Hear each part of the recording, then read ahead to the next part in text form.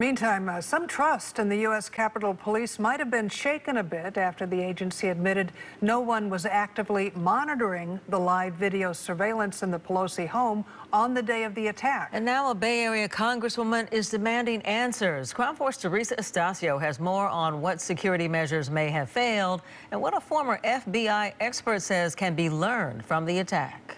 In a 5-page letter, Bay Area Congresswoman and chair of the House committee that oversees the Capitol Police Department, Zoe Lofgren, is laying out questions about security concerns surrounding members of Congress.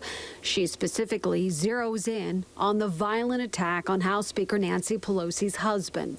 Cameras were on at Speaker Pelosi's San Francisco home, but not being monitored. Lofgren is drilling down on whether adequate protocols are in place, given how investigators say that the attack seemed politically motivated. Well, here's the problem. The Capitol Police only have something like 2,000 officers.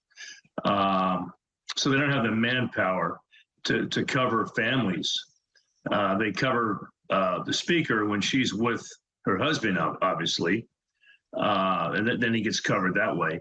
But other than that, you'd have to have your own private security. Rick Smith is a former FBI agent and runs a private security firm. In her letter, Lofgren mentions how data shows domestic violent extremists pose a heightened threat to the 2022 election and lone offenders with enduring perceptions of election fraud in 2020 or supported the insurrection are a great risk in America.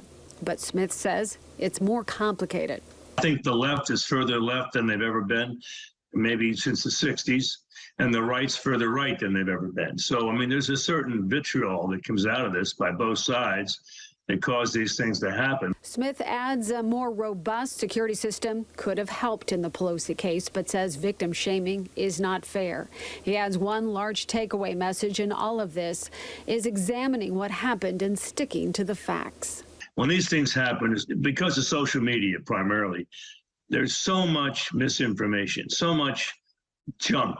And I think what comes out of this, another thing that comes out of this, is the fact that you need to sit back and look at the facts of the case, not what you want to have happen, not what you think happened, not what somebody told you happened, what happened.